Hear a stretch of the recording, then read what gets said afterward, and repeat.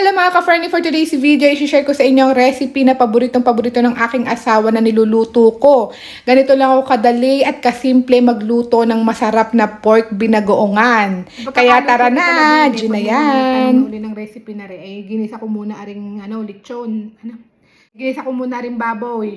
Pinrito ko muna, saka aring bagoong na, aring talong pinrito ko. Ayoko ng pork binagoongan na sama-sama. Gusto ko hiwa-hiwalay pag niluluto ko. Subukan nyo yun mga ka-friend, mas masarap. Mas masarap ang gaya. At yun yung mga ka-friend, hiniwalay ko ng gisa yung baboy at saka yung alamang. Ngayon naman, isi-share ko sa inyo yung recipe ko kung paano ako maggisa ng alamang, ng bagoong alamang. Lagay ko na yung bawang, nakalimutan ko pala. Nakalimutan ko yung video. Bawang at sibuyas aray. Pinagsama-sama ko na diyan. Ayan, iba't iba nga tayo ng version ng pagluluto ng pork binagoongan. Ganun nga ang version ko. Garinin na rin yung aking kinalakihan. Pero promise mga ka-friend, napakasarap ng garining luto. Simple laang. At saka masarap talaga ang pork binagoongan. Alamang. Ito yung alamang na nabibili lang dito sa amin sa Filipino store. Ayan o, Pangasinan. Yung alamang. Ay lagi kong ginagamit. Ayan. Ayan. Ang maglalagay ng asin kasi ilalagay ko ay magic sarap. Kaunti lang. Tapos kaunting, ilalagay mo rin aring paminta. Right mga ka-friend, ito ilang beses ko na niluto, sobrang sarap. Nagdala rin ako na rin dati sa aking trabaho. Naku, gustong gusto ng aking mga katrabaho. Pag-agawan doon. Lagyan mo rin siya ng asukal. Brown sugar ang gamit ko. Masarap ang brown sugar. Okay din naman kung wala kayong brown sugar. Okay din naman yung puting asukal. Titikman na natin kung okay na yung lasa niya. O may i-adjust pa. Yan. Tikman.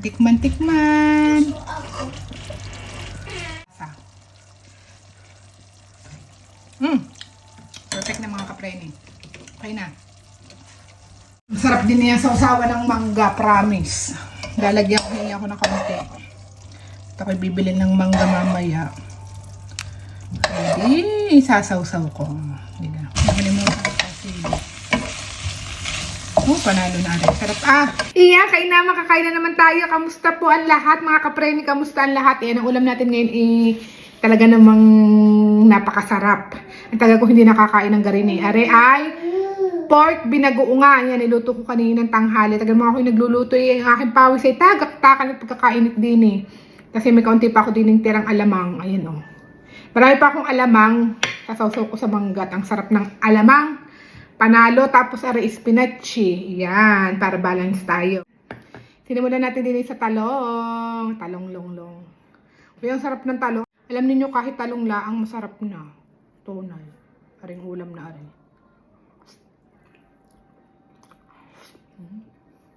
Kain.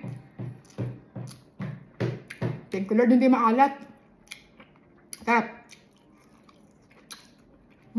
Sarap. Hindi maalat. Sarap na bagoong. Ano sila din eh, alas 2 na ng umaang tanghali din eh.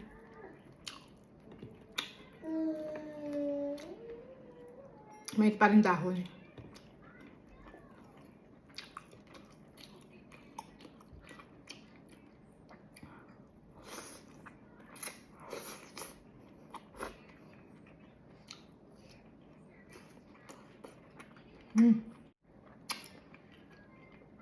Maanghang-anghang. Maanghang. Ng kaunti. Nasa mid pa.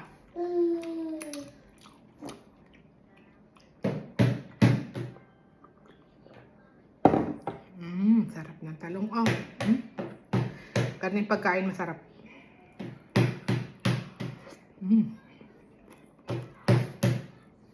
Ay! Ngayon na naman ang aking anak. Busog mga yan. Kakakain ng mga yan. Dalawang yan.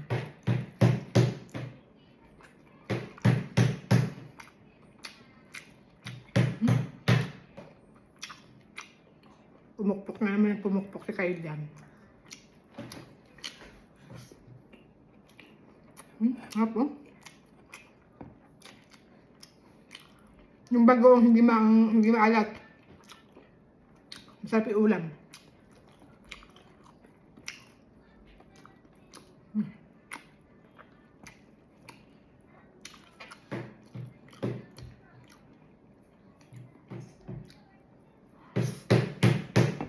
Ay! Ingay! No. Ayan! Ciao! Diba? Ang ingay na aking anak. Talaga naman. Magayat na kakain na iya ko. Hindi na pa nakakakain. Hindi iiyak na di yan.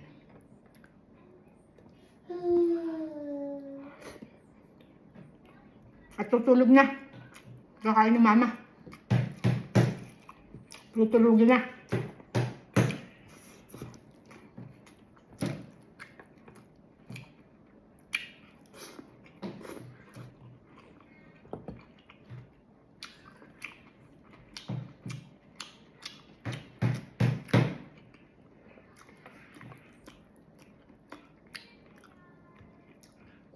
Sarap.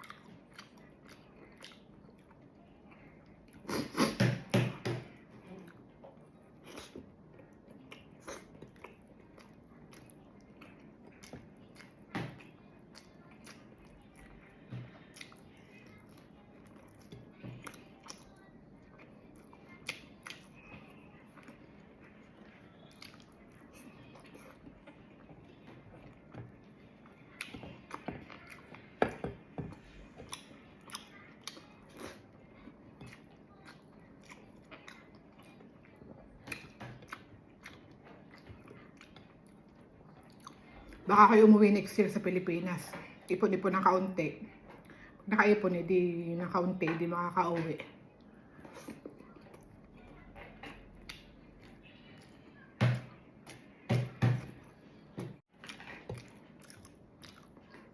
Gawa ng ang aking bunso gusto kong iuwi. Kaya masarap na talong. At libre pa ang pamasahe pag isang taon ng bata. Pagka yan nagdalawang taon ako, buo ng bayad. Nasa 40,000 na.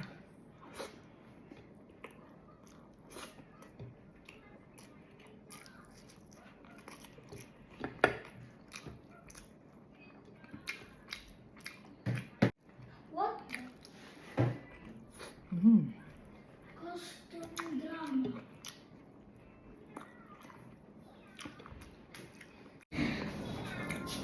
Walang biro, ang sarap, promise. Karne masarap na luto ng binagongan.